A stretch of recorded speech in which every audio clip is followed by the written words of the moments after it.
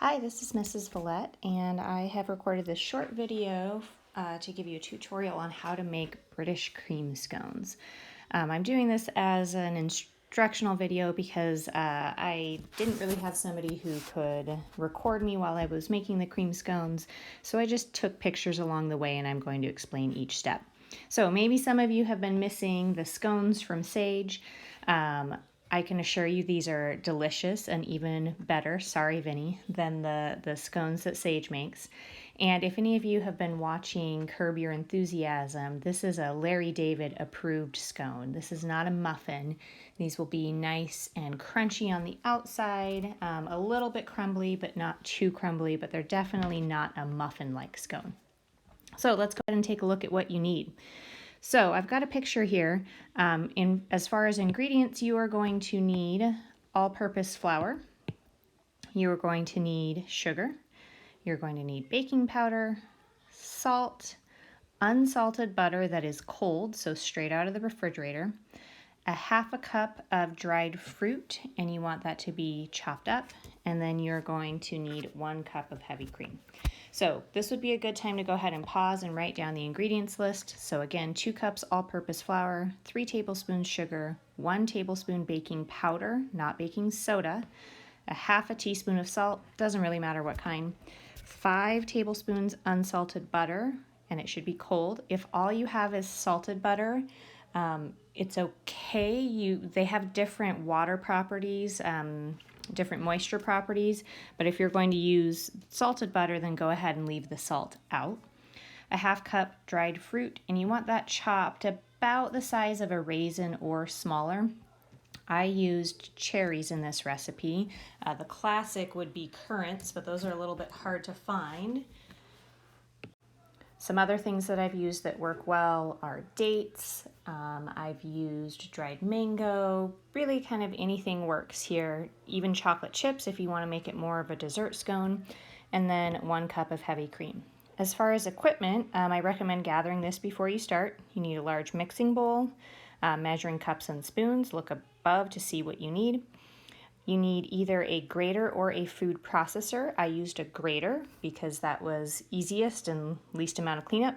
You'll need a clean counter because we will be turning this dough out onto the counter, so make sure your counter is clean before you start. A spatula or a wooden spoon to mix. A bench scraper, which is optional. I'll show you what a bench scraper looks like when we get to that step. Gloves are really helpful if you are grating the butter by hand. And then you need a cooking sheet, a cooling rack, and hot pads, and of course, your oven. Okay, so let's take a look at the steps. The first thing you are going to do is you are going to mix most of the dry ingredients. So here I have the flour, sugar, salt, and baking powder mixed in. So that's the first picture. And then I'm going to go ahead and I'm going to grab my grater. I used a box grater here, and I have my 5 tablespoons of cold butter straight from the refrigerator. The next thing I'm going to do is I'm going to grate all 5 tablespoons of that butter straight into the bowl. And what we're trying to do here with the butter is kind of get it broken up into smaller pieces so that when it melts in the oven, it leaves those nice pockets that give you the flaky kind of texture of the scone. It should be similar to a biscuit or a pie crust in terms of what the butter is doing there. The next step, this is what the gloves are really useful for, is you are going to break up that butter with your finger until it is in pieces no larger than a pea. If you have a food processor, how you do this in a food processor is you would have done all these dry ingredients. You would have cut the butter up into smaller cubes, maybe like 1/2 inch by 1/2 inch, toss those on top of the dry ingredients, and then you would just pulse it until you got a similar consistency in this picture. And in this picture, I have already added the dried chopped fruit. So at this point, this one we added the butter, which was grated.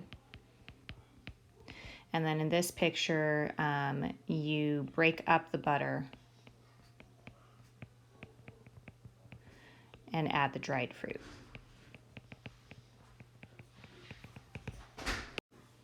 So we're down to our last ingredient, which is going to be the 1 cup of heavy cream. And you are going to dump this straight into the bowl. And then you are going to mix it together with your wooden spoon or spatula. And you're going to end up with a pretty shaggy dough. We don't want to over mix it because that'll cause some of the glutens to develop in the flour and make it actually kind of tough and chewy.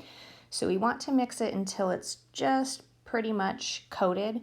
Still having a little bit of loose flour is okay. And I didn't take a picture of the next step because my hands were dirty. But what you're going to do is you're going to get in here with your hands and you're going to kind of mix this together with your hands. Just squeeze it into some big clumps until you start to get a somewhat cohesive and shaggy dough formed. It's okay if it's still a little bit crumbly and falling apart. In fact, we want it to be a little bit crumbly. All right, so I have turned it out onto my work surface here. And what I did is I just took my hands and I kind of formed it into a rough ball, and then I squished it down, kind of keeping my hands on the perimeter. This should be, once you're finished, about 8 inches. So we've got our 8 inches in diameter. And then this is the point at which I use my bench scraper. So this is what a bench scraper looks like. I have one that just looks basically like this. It's basically just a flat rectangle of metal. A lot of times they have some measurements here so you can see how wide or how thick your dough is. And this part of the edge is a little bit sharp, not sharp like a knife, but it's sharp enough that you can actually use it to cut through your dough. So in this photo, I've actually used the bench scraper to cut my 8-inch diameter circle into 8 wedges. And so you just start by cutting in half, and then you go 90 degrees to that. That gets you into quarters, and then you split each of those in half. And then this is where the bench scraper is really handy. You're going to slide that bench scraper under these, and you're going to use it to transfer to your cooking sheet.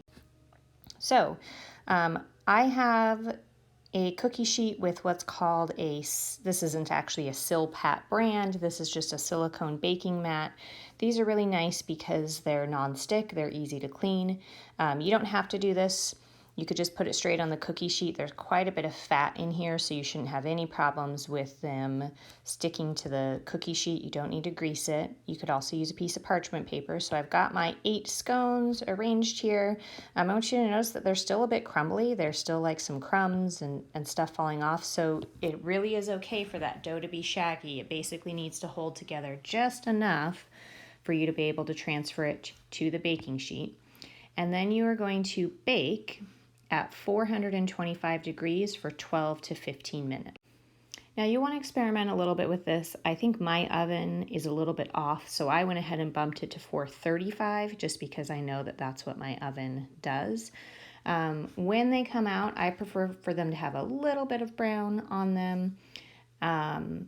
As long as you're following the 8-inch diameter circle, they should be the proper thickness. Now, if you don't actually measure, then they might be too high and a little bit smaller looking than this, and then you'll have to bake them a little bit longer so they're not doughy in the center. So really important on that previous step to measure out that 8-inch diameter circle so that you're getting the proper thickness scone. So this is what they look like when they come out of the oven. They are delicious, and I hope you enjoy. If you have any questions, send me an email.